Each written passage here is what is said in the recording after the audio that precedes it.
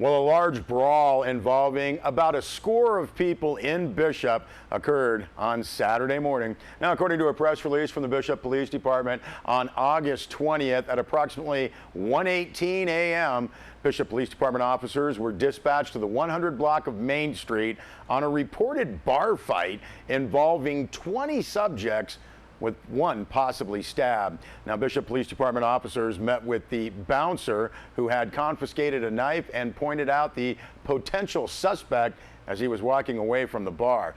The press release states that the suspect began running but was caught by police moments later. He was identified as 21-year-old Damon Martinez from Bishop.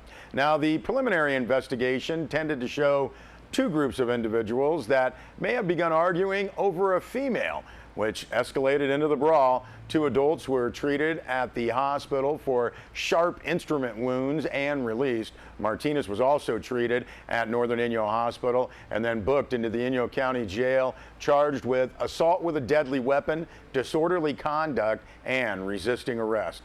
Now, the press release notes the investigation is ongoing, and anyone with information about this incident is encouraged to contact the Bishop Police Department either in person or you can call 760-873-5866.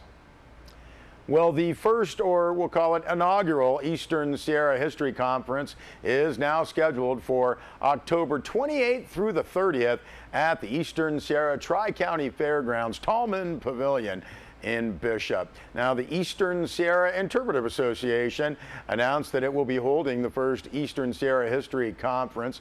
Conference will feature presentations from locals and other historians about people, culture, and traditions of our region. Now, Bob Gardner, the executive director of the Eastern Sierra Interpretive Association, said, quote, "Visitors to our Eastern Sierra bookstores are curious about the history of this region and want to know how they can get more information on local culture and traditions. We decided to sponsor a conference featuring noted scholars, historians, local personalities, and authors to educate the community and to remind everyone about the rich history of this area," end quote.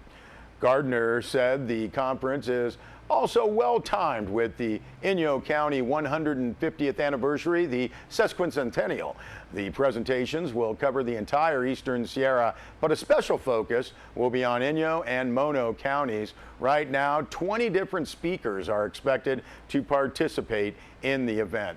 Now, the Eastern Sierra ski culture, the water saga, hot springs, petroglyph art, horseshoe meadow, arborglyphs, towns of the 1800s, hey, lady prospectors, and Native Americans are just a few of the topics scheduled at this point. Proposed field trips include Paiute Shoshone Cultural Center, Laws Railroad Museum, Eastern California Museum, and a tour of the very cool Sparkplug Mine. Now, with over 2,000 years of history to learn about, the press release notes you don't want to miss this exciting and informative event.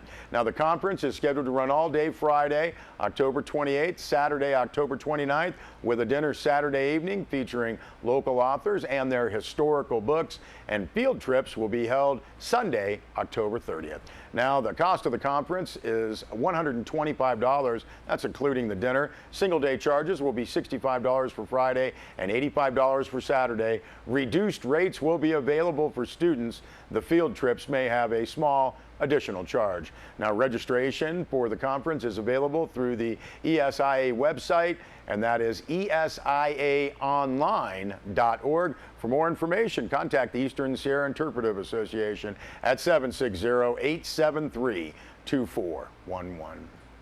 And speaking of history, Manzanar National Historic Site will be hosting the 100th celebrating the 100th National Park Service birthday celebration this Thursday and Saturday. Now, this Thursday marks the 100th birthday, August 25th, of the National Park Service.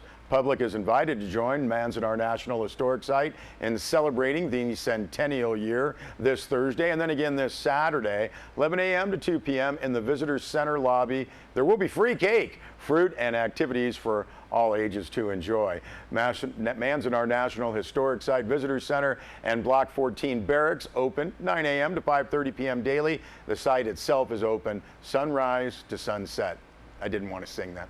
And Friends of the Inyo and National Park Service inviting everyone to head to Devil's Postpile this Saturday. That will be for the Founders Day Celebration Weekend Volunteer Project. Now, this event is part of the summer-long partnership between Friends of the Inyo and Devil's Postpile National Monument. And this is celebrating, again, the centennial of the National Park Service, offering opportunities for the public to survey, restore, and clean up our beautiful spot near Mammoth Lakes. Now, each volunteer will receive a free shuttle pass, breakfast, lunch, raffle ticket. Volunteers should catch the 8 a.m. shuttle bus at the Adventure Center at Mammoth Mountain Ski Area's main lodge. The event begins at 9 a.m. at the amphitheater behind the Devil's Postpile Ranger Station with a welcoming introduction and safety talk. Also, Friends of the Inyo and the Sierra National Forest are partnering on the Humphreys Basin Volunteer Project. This has volunteers with restoration work at Lower Golden Trout Lake in the John Muir Wilderness. Now, this is taking place tomorrow, August 23rd. 7 volunteers will be hiking with Friends of the Inyo Stewardship crew staff and 2 Sierra National Forest Wilderness Rangers out of North Lake over Paiute Pass to conduct the restoration work.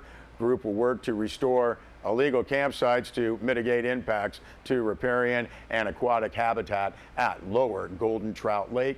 Now, you can see all of those press releases in full on our website, sierrawave.net. Well, all the kids are back in school now. Mammoth students starting last week, and Bishop Unified Schools started today for the 2016-2017 school year. And again, the Bishop Police Department, Bishop Unified School District would like to remind drivers and parents to be safe everywhere, but especially near the schools. School starts at 8:15 a.m. Everyone is asked to be alert, slow down, and be aware of the heavy traffic, delays, speed limits, other vehicles, and obviously the children walking and biking to school. Now, the elementary schools and the middle school have morning student drop-off procedures in place for the start of school. Drop-off procedures are similar at each school. Drop-off students at the elementary schools following their valet program and drop students off at the middle school, as we talked last week, along Home Street. Following these drop-off procedures, the press release notes, will reduce traffic congestion and improve safety. Also, the press release says, please pay attention to the signs posted at the schools and keep the flow of traffic moving. There will be many students walking to school. Both students and drivers need to pay attention to crossing guards and follow their directions.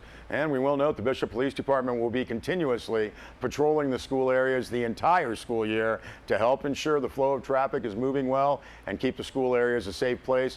Officers will be conducting high visibility traffic enforcement in and around school zones for all traffic violations, particularly speeding and cell phone violations. Boy, we still see a lot of people on their cell phones, don't we? Also, failing to follow the instructions of the crossing guards. Hey, let's be careful out there everywhere, especially around the schools. And we will note that that full press release is also posted on sierrawave.net.